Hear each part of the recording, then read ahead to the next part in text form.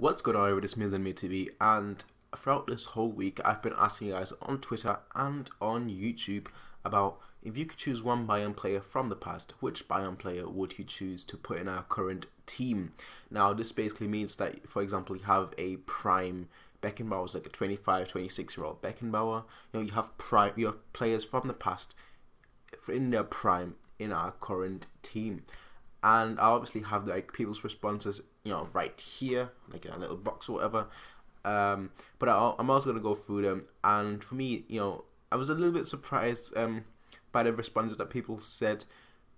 For me, I look at like what is our weakest position, what kind of players do we need at what kind of position. And I look at our strikers. I know a lot of people said Gerd Müller and whatnot, but I look at our strikers and we probably have the best attacking players that we've ever had.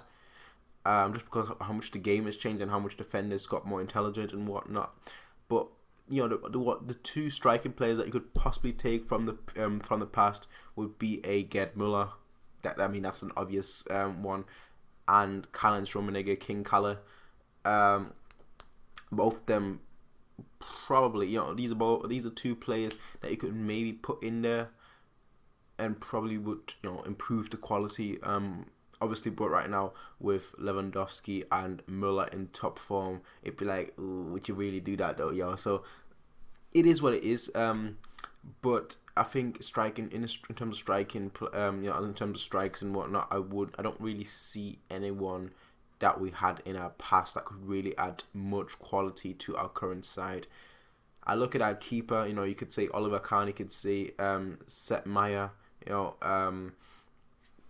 But would you put the Katze von Ansing or the Titan in there in terms of ahead of Neuer? In terms of our current setup, I would say no.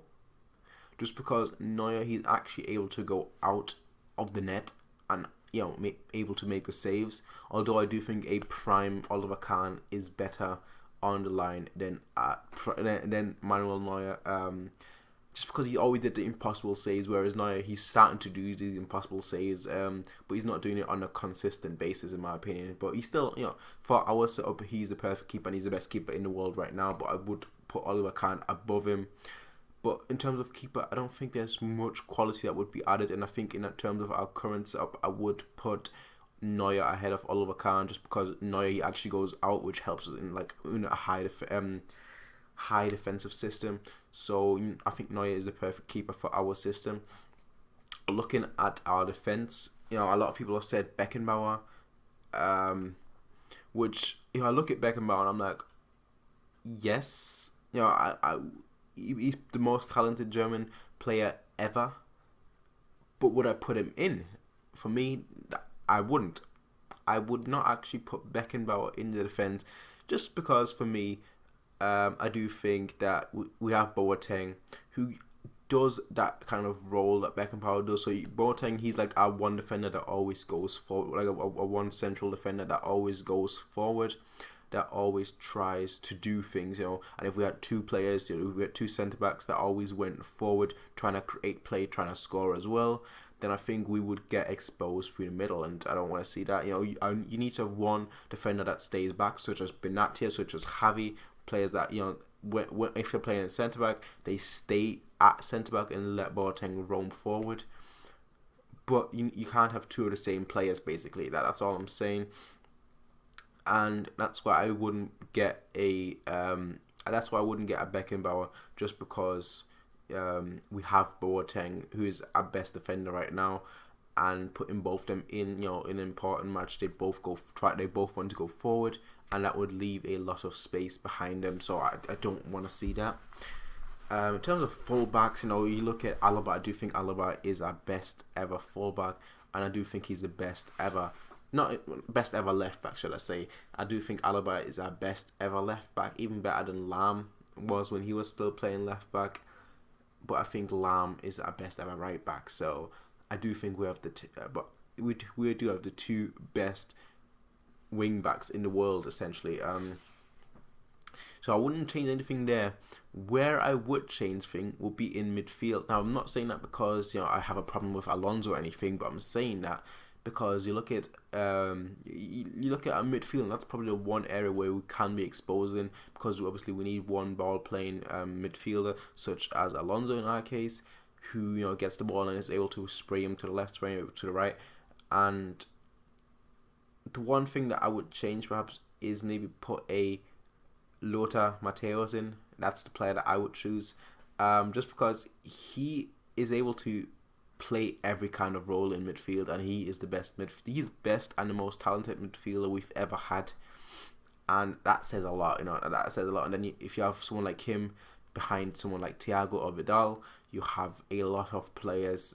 You let the players like Vidal and Thiago have a lot of freedom, and they can roam everywhere they want because they know they've got steel behind them, and that's exactly what Matthäus would bring to the side. And that's why for me, Lothar Matthäus is the one player that I would choose. A prime Lothar Matthäus is the best player you'll ever see. And that's why for me, he is the player that has to go in there. That's my thought. Let's see what you guys thought. So let's go on Twitter. So at Raminoro said the Bomber, the Kaiser, Carlos Rummenigge, Khan, or Lothar. And then I basically said, if you had to choose one person, so many amazing options that you can't really decide. But if I had to decide on one, Der Kaiser, he was magical. He is certainly the most talented German player ever.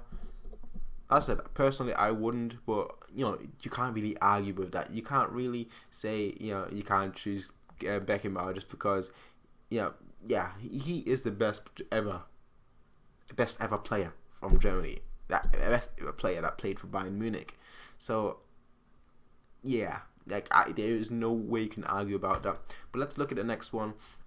From Blue X 1 for 5, Klose, Van Breuten, Van Bommel, Gomez, Müller, Beckenbauer, Effenberg, Mackay. That's a lot of names. Obviously, then again, I said only one player, and in this case, that is too hard. But I take Müller.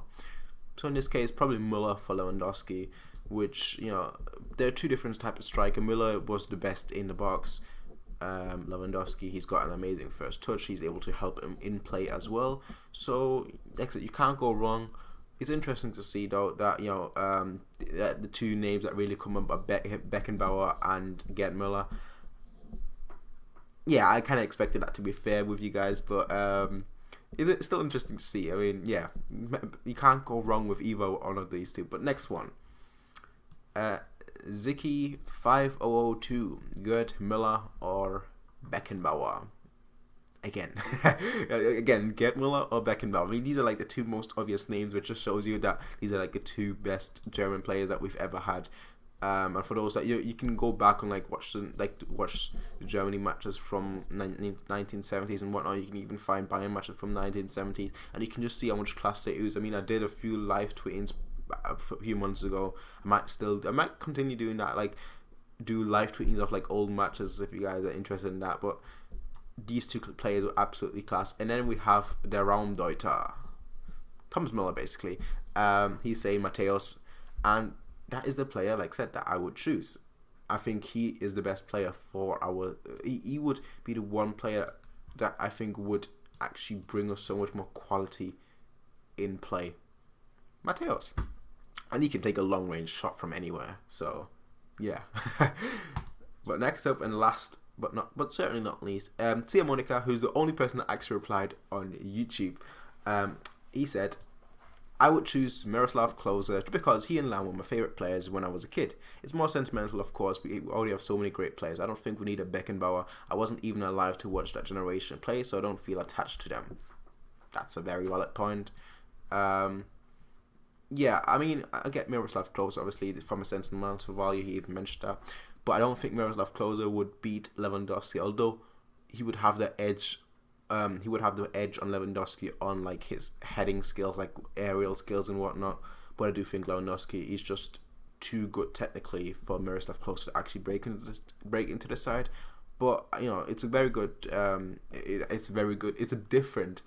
Very good and very different player that a lot of people chosen, because obviously people said Gerd Müller, Beckenbauer, Matthäus, one person, yeah.